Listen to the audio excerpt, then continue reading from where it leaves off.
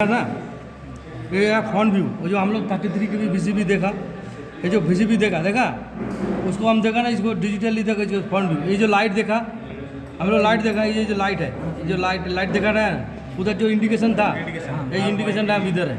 उधर जो पहले क्या था, ये जो देखा क्या, 8 विंडो, ये W1 माने विंडो, इसको बोलते W1 माने window. Window 1, window 2, window 3, window 4, window 5, 8 window है। एक्चुएटर कितना है? 8 विंडो। W मतलब विंडो 1, विंडो 2, विंडो 3। ये तुमको ड्राइंग के हिसाब से दिखाया, वास्तव देखा दिया, ये ड्राइंग।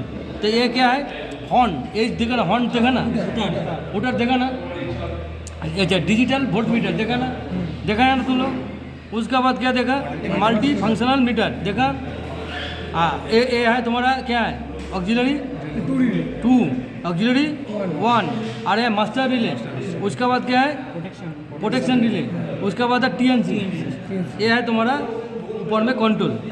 अच्छा, ये है फ्रंट व्यू 33 के।